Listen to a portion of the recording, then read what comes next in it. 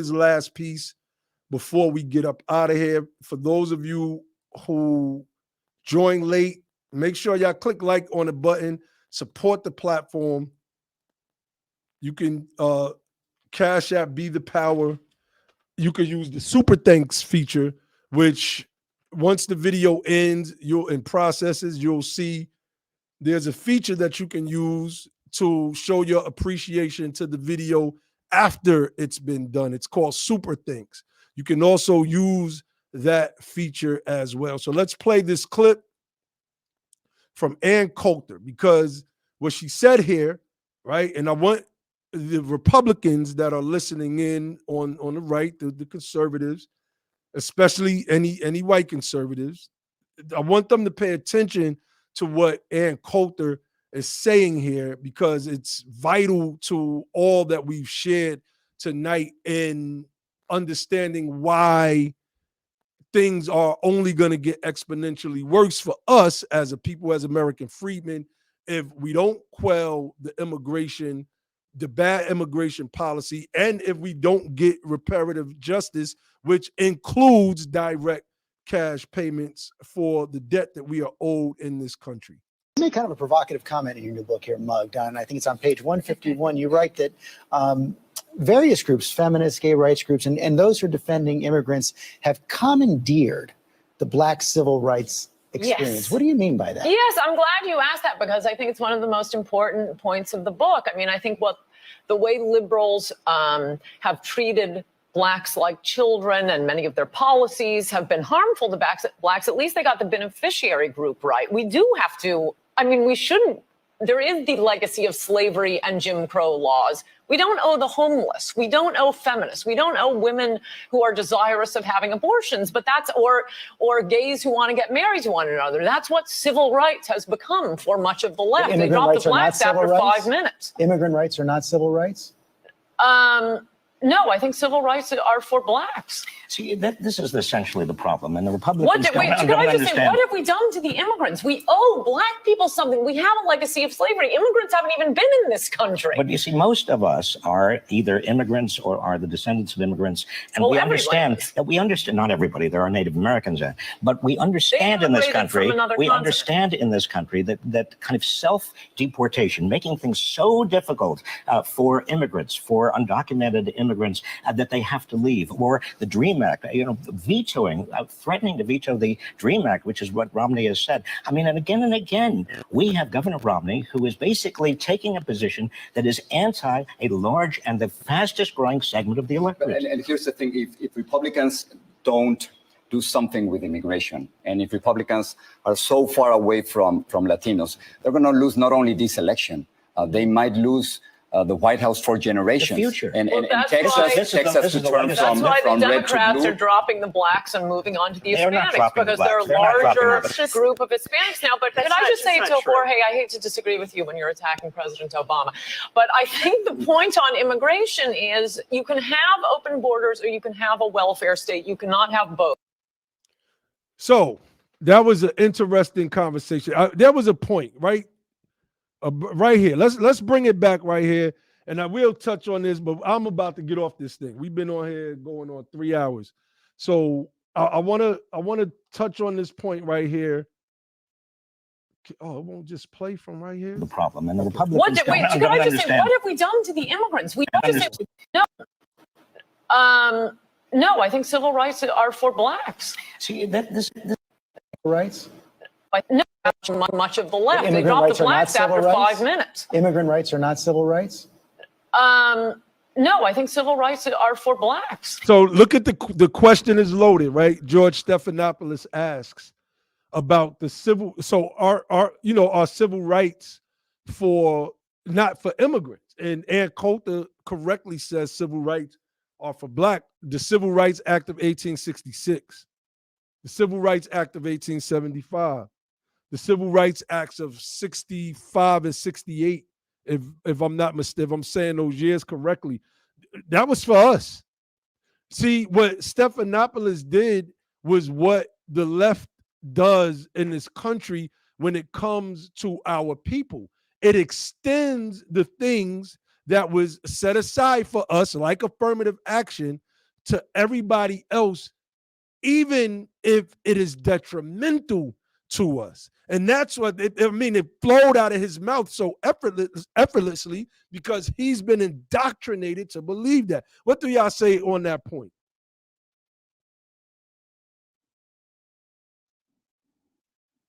Ali, Josh. Yeah, my bad. Yeah. Go ahead, I Ernie. agree with what you said just now. I agree 100%. Yeah, go ahead, Josh. Yeah. So, I mean, to me, the thing is, you know, it's weird to hear Ann Coulter say that. I know I've seen her say stuff like that before. I've seen other clips, and I've heard her say some other stuff before. yeah. But um, we gotta understand like certain things that are American, right? The American, we say civil rights, and I was reading I think it was either the original meaning of the 14th Amendment or the founding second founding. I can't remember, but it was really, I think it was the original meaning. It was discussing how, you know, civil rights, you know, that stuff is for citizens. Like that's for Americans. That's, you got to be a part of the polity. You know, you got to be a part of the country for a lot of this stuff to be really. That's really who that was meant for. Like you can't. And I mean, that's how they were able to use the Dred Scott case and the ruling that came from that to, you know, get the pro-slavery ruling, is because they said, well, these people aren't citizens, so you can do slavery. You know, the rights that are a part of the Constitution, that doesn't apply to them. You know, so I mean, and maybe I don't know, when they say immigrants, that it's not clear if they're saying illegal immigrants or legal immigrants.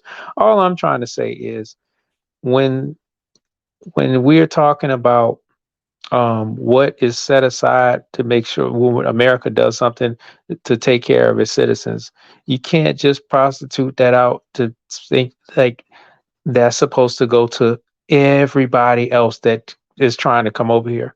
I mean, otherwise, how do you even think you even have a country? We don't have unlimited resources to just be given out and given out to everybody. And just because they're making up a story, or just because they got look, nah, man, nah. And to the extent where you got people put up in hotels, they're getting fresh gear, they eating good, and they stepping right over the freedmen I that seen been the in setup where they America. had PlayStations and Xboxes. I'm Yeah, like, God damn. they stepping right over the freedmen. You know, let me say this one. I know you're trying to hop off, but it was Department of Labor. Let me just read. This is an excerpt from chapter 20 back of the Higher Line. So it says, in 1987, under the subtitle Integrating Blacks and Hispanics Fully into the Workforce, the Workforce 2000 study for the U.S. Department of Labor stated, quote, if the policies and employment patterns of the present continue, it is likely that the demographic opportunity of the 90s will be missed, and that by the year 2000, the problems of minority unemployment, crime, and dependency will be worse than they are today. Without substantial adjustments, Blacks and Hispanics will have a smaller fraction of the jobs of the year 2000 than they have today, while their share of those jobs working will have risen. Each year of the delay in seriously, it says each year of delay in seriously and successfully attacking this problem makes it more difficult. So back over. I hope y'all could hear me when I was reading that. But basically, they were letting you know in 1987, if you do not take the recommendation we're making and go and train these people and hire, make sure if you don't address that problem, then it's going to only be worse by the time we get to 2000, which is only 13 years later. And now here we are 23 years later after that. So, and we definitely see that it's been worse, and it's been way worse because I don't think very many people had a vision at that time that they would choose mass immigration and import, you know, labor to the point and completely neglect the freedmen and being able to bring us to the same, you know, if they just focus on getting the freedmen to the same level of unemployment as everybody else, that, I mean, that would have made some sense to do, but man, they didn't do that at all. They pretty much continue the program of mass incarceration. They continue the program of the war on drugs. They continue the program of benign neglect. And, you know, on the flip side, they started bringing in all kind of people and allow all kind of people to come in. And that's what's happening today. So like, this is a major problem. I mean, this whole thing, I know we weren't trying to take it to talk about the immigration problem, but he was being asked about it in Chicago, and he just broke down like his words. It made it to where he was unempathetic, and if those people were honest, I mean, I can say if they were honest, but if I wish we would have been able to have a more candid conversation about what we're talking about to him, you know, and I want to hear him answer that, you know, and not play no kind of fake political victim card. No, because you try to don't try to play. I hope he wouldn't be trying to play no victim card and trying to play the what do you call it? Man, what's that word that they use to try to dismiss everything we saying? Phobic, not homophobic. What is it? Xenophobic? Yeah. Sorry, man. It's been a long day. You don't try to play that, because you always try to say we victims because our people been through slavery and all kind of hells and stuff like that. No, don't do that. Just have an honest conversation. Have an honest conversation. Don't come over here talking about my people. We started from nothing. No, you didn't. No, you didn't. You didn't start. You weren't a dollar. You weren't in the slums. You weren't slumdog. You didn't become a slumdog millionaire. You didn't. It wasn't that type of thing. That's you right. was already coming from the people who was generations coming from something. You know, and you came over here and you just walked on the red carpet that was laid out. Anyway, I'm done, bro. Let me play some more of this, and then I'm about to get off of here. So, because I want to play this part that where she has this exchange with what is his name? He was Clinton's economic advisor. Reich, I think, is his last name. Robert Wright. Robert Wright. Okay. See, this is essentially the problem, and the Republicans What have we done to the immigrants? We owe Black people something. We have a legacy of slavery. Immigrants haven't even been in this country. But you see, most of us are either immigrants or are the descendants of immigrants. So, right now, look at what he said. Look at what his response was. She said, "We don't owe immigrants anything." And Robert Wright comes back, said, "Yeah, but most of us are immigrants or descendants of immigrants." So what he's saying is, I'm advocating for my class of people, a class of people that I recognize in this country that have a specific status from the time that they came over here. And that's what I care about. He didn't even address what Ann Coulter said about the slavery aspect and what's owed to the American freedmen by this government. Yeah, and he did something else. He just flattened slavery into immigration. Like he like, oh, okay, well, we chose to come over here. You know what I'm saying? We knew that, oh, yo, they hiring over there on the plantation, Whitney plantation. They hiring over there, you know, Ward plantation, and you know what I'm saying? Let's get on there. We can make some good bread. You know what I'm saying? We can send it back home on Western Union or Cash App or whatever, Wave. We can send that back over across the money we make, man. Or it's a cruise ship, or it's let's travel to America. No, hell no, I want that, man. We got kidnapped and sold over to America, sold to Europeans and forcibly. That's not no immigration. I heard, you can say forced migration, whatever. That's not immigration.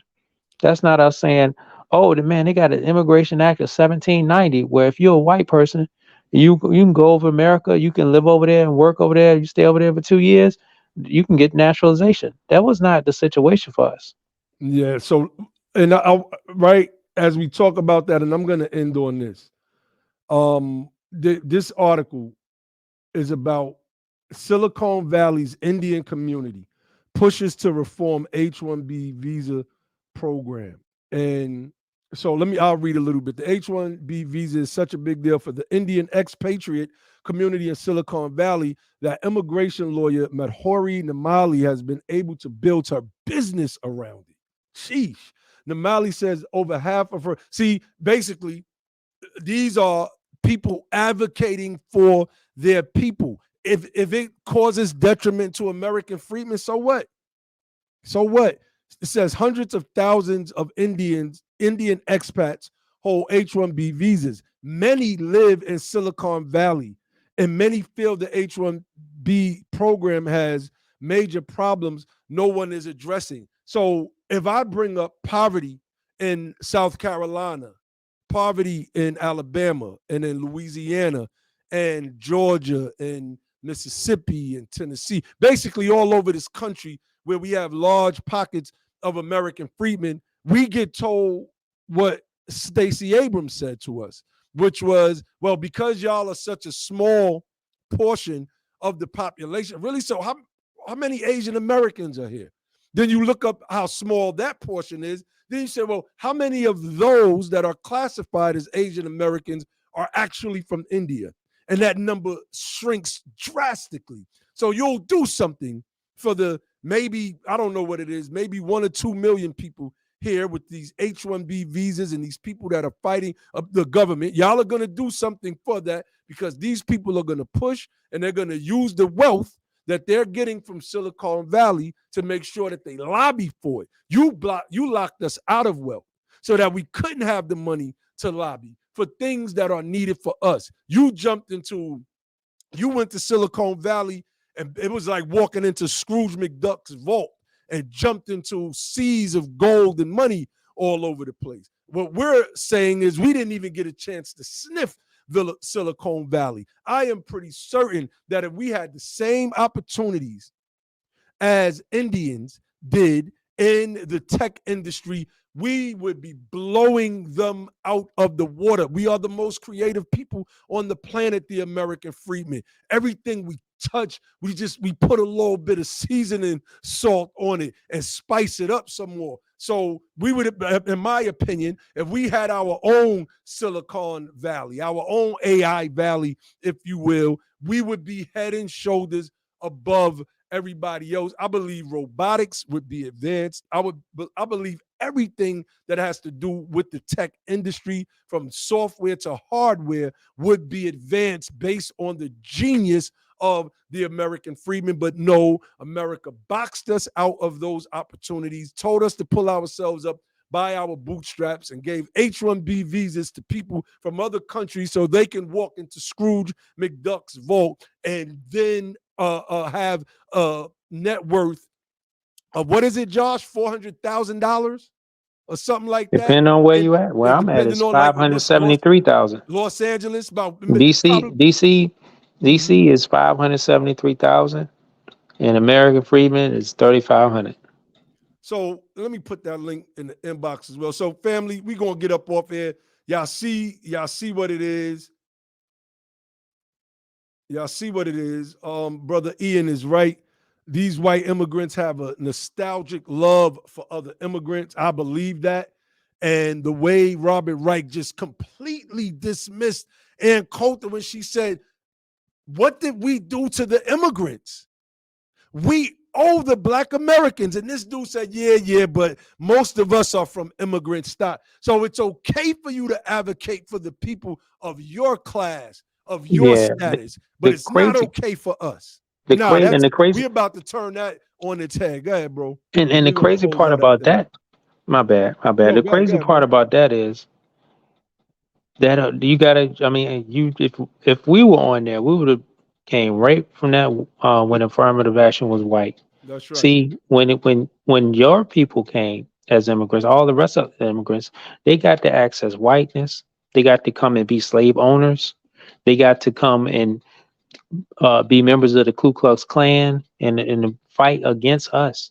They got to come and access all the goodies when the government was just giving out wealth. They were building the middle class. They were giving, like, the GI Bill, Social Security, Medicaid, Medicare, you know, FHA loans with the government's backing.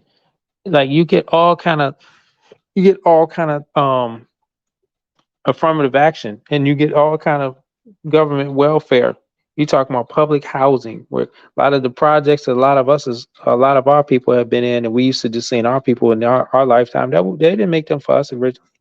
They weren't allowing us to get. They didn't want us to get any type of access to any type of housing. They only put us in there when they needed our labor in the inner cities, and white folks got enough money and they started moving. Oh, I forgot about the Homestead Act, and they got enough money and started moving out to the suburbs and left out the city. And you had to have somebody to work in these factories in the city. So you just bring the black folks up in there and pile them up. And then guess what? The project housing, you let it be run down, let it be torn up.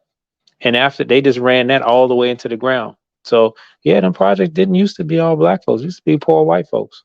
But white folks was allowed to have upward mobility to where they can get up out of there, and they put us in there and kept us trapped, you know. So that all that is missing from the context. So we all just immigrants. No, our people came over here as slaves. It was brought forcibly. We didn't come voluntarily. And then we didn't get the chance to access. We were denied. After saving America from the Confederates, after building America is through slavery and being exploited in America unjustly through all the, peonage all of that stuff, right? Sharecropping system, the discrimination, and then you want to flatten us out to be the same. Hell no, man. That's the devil work right there. But you don't see it. People don't look at it like that because it's not coming from the right. No, they got devils on the left too, and they are not marketed as such. But when it comes to we talking about us, we're gonna expose that. But I'm ready to get off here, brother Naheem. All right, definitely. All right, fam, y'all see what it is. We wanted to get on here and just break down the whole Vivek Ramaswamy situation. Shabazz Navarro said affirmative action is still white.